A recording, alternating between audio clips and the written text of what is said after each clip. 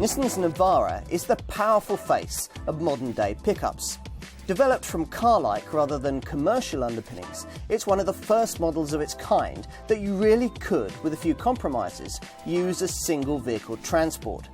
Try one and you realise just how far pickups have come.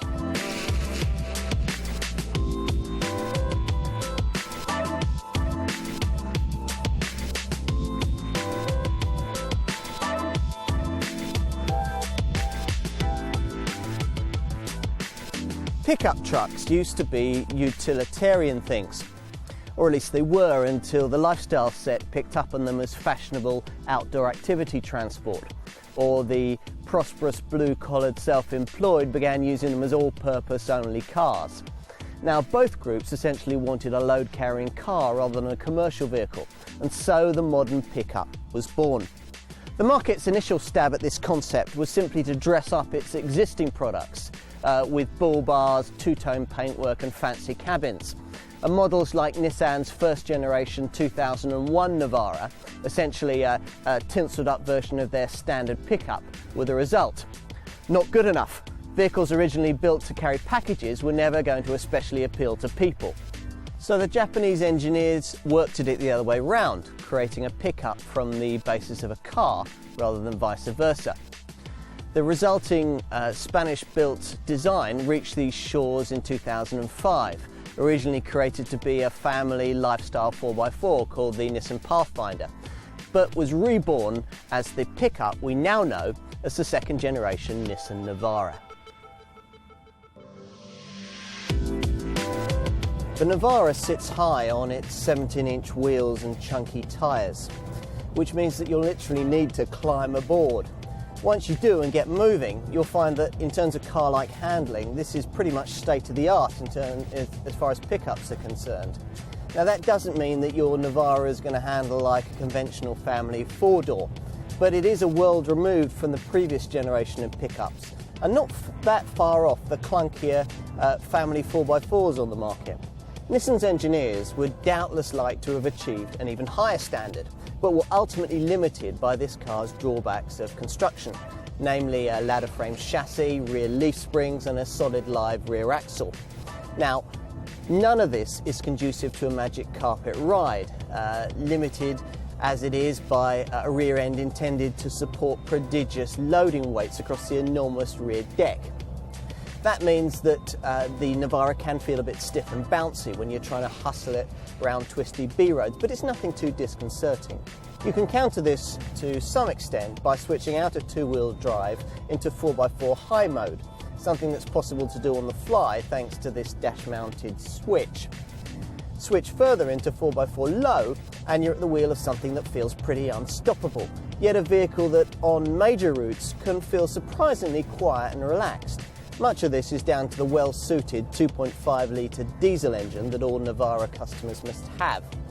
With 174 brake horsepower on tap, it makes this one of the very fastest pickups you can buy, with rest to 60 taking just 11.4 seconds on the way to a garden shed aerodynamics limited top speed of 105 miles an hour.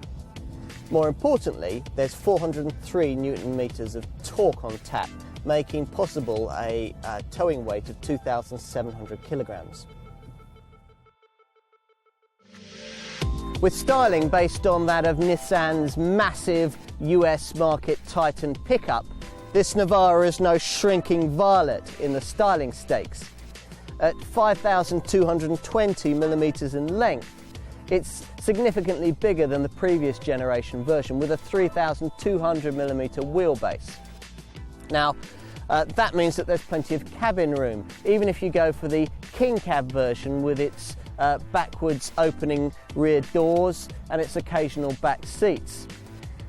Given that there's no two-door model, it's not surprising though that the majority of customers go for the double cab model that I've gone for here.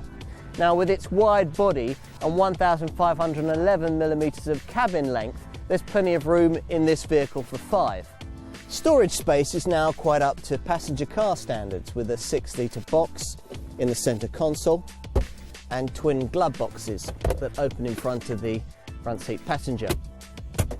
There are storage spaces for cups, cards and keys in the middle here, large door pockets and a clever sunglasses holder that folds out of a console on the roof. It also helps that the seats can be folded into different positions to further boost capacity. The seat bases, for example, can be folded upwards to reveal this hidden storage compartment that would be very useful to, say, conceal valuable tools away from prying eyes. The front passenger seat can also fold flat for longish items that can't be stored in the pickup section. That huge 1,861mm by 1,560mm load deck can support up to 1,045 kilograms in weight. And you could create a kind of pickup come van by going for the X-Back version that I'm trying here, which offers a covered loading area that can take up to 18 cubic meters of packages or whatever you want to put in it. Most Navaras sell in the £15,000 to £22,000 bracket, excluding the VAT, that many businesses will be able to claim back. Now, that's comparable to its most obvious rival, Toyota's Hilux 3-litre D4 D170, but also to slightly less powerful alternatives, like Mitsubishi's uprated 160 brake horsepower L200, or Ford's 154 brake horsepower Ranger 3-litre TDCi. Though there's only that single engine on offer, there are plenty of trim options, with over half of customers going for the leather-lined Aventura model that I've got here. Most Navaras come with things like rear bumper steps and side steps, 17-inch alloys, dual-zone climate control, a leather-covered steering wheel, and electrically heated and operated mirrors, with the plushes versions also getting things like a premium stereo, DVD sat-nav, and Bluetooth compatibility for your mobile phone.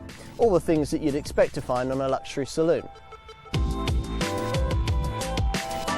Because pickups are classified as commercial vehicles, they attract a low benefit in kind rating from the taxman of only around £500 a year. Now, that tax loophole has changed in recent times for the employees, but continues for the self-employed, who can also claim back the VAT off the purchase price if they're registered.